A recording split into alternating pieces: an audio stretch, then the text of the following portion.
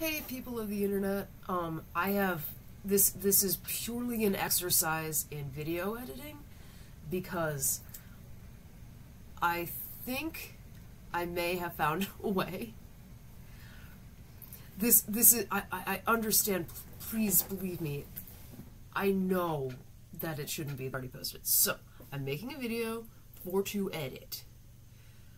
You are not required to view this video. This is not on the curriculum. You will not be tested on this content.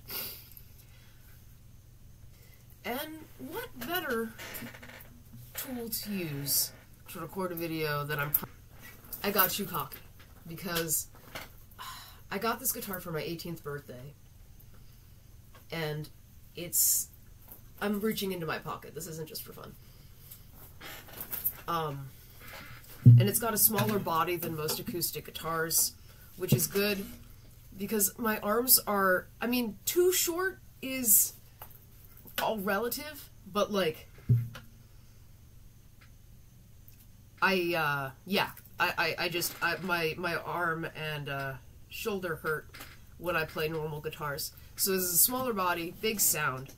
And then many years ago, I like went to change the tuning it up. This is a fun adventure we're on together. This is nice.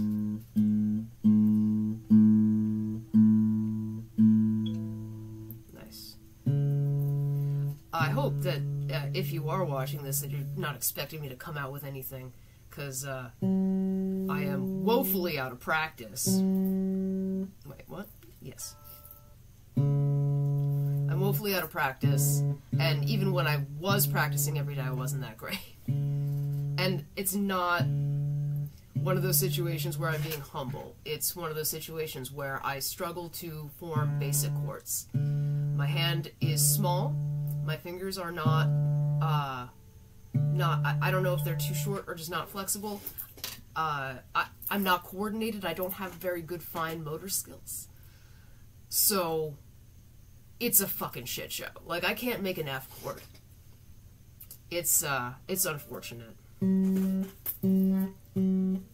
But I never really, I didn't set out to be a good guitarist, honestly, especially once I found out that I had no natural aptitude at it.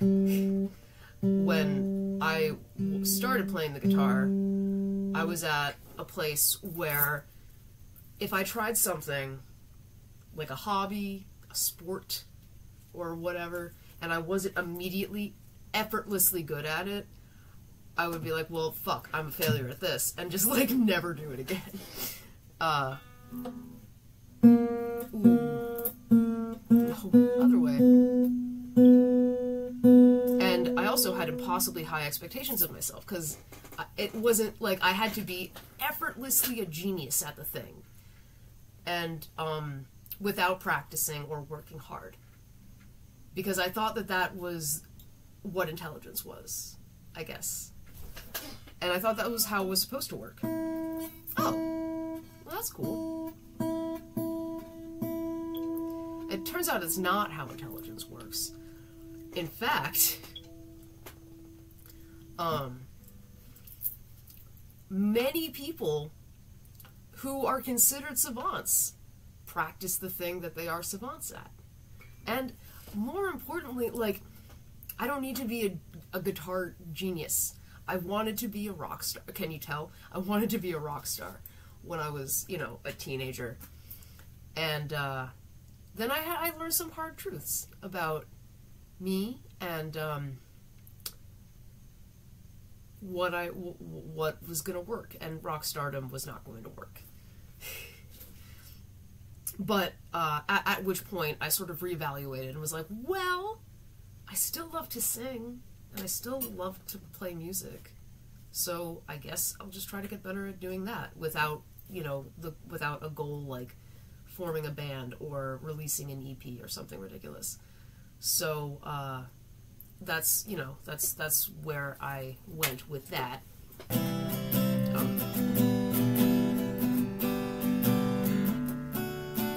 Yeah, no, I can't keep that up. It just hurts, man. It really hurts.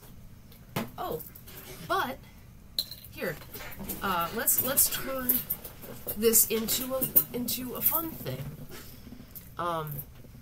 So chronic pain. I have chronic pain. I don't really talk about the chronic pain that I have in my back and shoulder because I haven't seen a doc. I mean, I've talked to a doctor about it, but there's only so much they can do. They like poke at it and are like, "Does that hurt?" And I'm like, "Yeah." I do yoga and stuff, but about a year ago, it had been hurting, just my rib cage and just this. Anyway, it had been hurting, and then it got quite bad. And since then, it's always, it always hurts. The longer I stay awake, the longer I'm moving around, the more it hurts. But, like, not to the point that, I mean, I just haven't gotten around to seeing, like, a chiropractor. I don't even know if my insurance will cover that. Anyway, what are you gonna do? You're gonna get creative. So, here are some tips for chronic pain sufferers. This is focusing on back pain, shoulder pain, and neck pain. So Tiger Balm. Tiger Balm is great. Everybody, I mean, like, that's pretty universally known. But most Tiger Balm that you get in America is 10% menthol and 10% camphor. 10%, 15% fuck, and 10% camphor. But in the Thai version, the original version, it's 25% camphor, 10% menthol, 7% cashaput oil. There's also clove oil, cassia oil, and a good amount of fuck. So that does make a big difference. And yeah, I really prefer that version of Tiger Balm. Another topical pain relief thing that I use a lot is BioFreeze. And you can get that in patches, roll-ons, probably lotion. I use a spray. And it doesn't last all that long, like I would say less than an hour. But I use it when it's just like, oh god, this really, like if I've been doing a thing or out and my back has started to really hurt, I get back and I need to fucking freeze, I need to obliterate the nerve endings in my back so that I don't feel this anymore. It's good for that. But drawbacks, it takes a while to dry, and it's expensive. Like a 4-ounce bottle will cost you $15, and I don't know, I use it a lot. I don't know how much the average person uses it, but I run out pretty fast. Another thing, back to Tiger Balm, they make these hydrogel patches that are incredible. And I'm just gonna go see if I mean, I know where some are. I discovered these a year ago, and like my whole family went up to Maine for like a family reunion thing, like the week that my back got really, really, really bad. And you know, what are you gonna do? But this stuff, gum is stuck to it. Gum is stuck to everything. Like I was able to enjoy the fucking week. And yeah, so these hydrogel patches, that like I've used like capsaicin patches and other kinds of patches, but these smell great. They're really flexible. They're like they stretch, and they last for a really long time. And you will forget that you're wearing one. Up until pretty recently, I was wearing at least one all day, every day. They're so great. They are like, they're expensive in that you can't like. They come in these packs of 4. What is this going to do that my vibrator can't do? This has replaced my vibrator after I had to retire my Hitachi body wand after 10 years of loyal service. I got a new vibrator, but it doesn't. I'm gonna toss it because this is better. These range in price from, I want to say, maybe like $25 to like $200 maybe. They're all over the place. I dropped $40 on this one, because I specifically searched for something that would work with fascia, because that's where a lot of my problems are. I have the adhesions in the fascia, and I've sort of misread the label thinking that this would help get rid of adhesions, but it does prevent them from... I'm going to stop doing that now. But yeah, I like them a lot, and if you happen to have the equipment to enjoy vibrators, you'll enjoy this. Then, finally, my most recent addition to my arsenal is my TENS unit. And I'd heard about, you know, just like being present online in chronic pain communities, I've heard about a TENS unit, what they are, what a TENS unit does, layman here. But it works with, it sends electrical signals to stimulate the muscles, and I'm not going to go into, like, why that's good, because I don't know, I'm not a doctor, but I found that it really helps.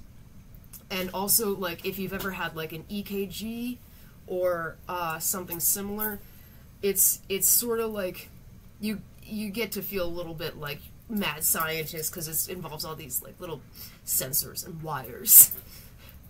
I only spent $20 on mine because I wasn't sure if it would work. I probably will buy a better one later, and I'm assuming that more expensive TENS units work better. Mine, there are like 6 modes, but I don't, other than like a pictogram that shows up on my screen on the TENS unit, I don't know what they do. Like, there's one that looks like somebody with thumbs on a back, and then there's one that looks like acupuncture, and there's one that looks like a guy just like this against a wall. Yeah, I found that to be helpful. Even with, like, nerve, I don't even know if it's nerve stuff, but whatever's going on here with my guts that comes around to my back, it helps a lot with that. Okay. I mean, I probably have enough material to, like, have a time editing, and, God, what time is it? It's 10:20. Okay. I have to go to bed tonight, and if I don't make sure that I go to bed at a reasonable hour, I don't go to bed at all. So, at midnight, I'm going to bed. But it's not midnight yet. But I'm done doing this. Alright, see ya.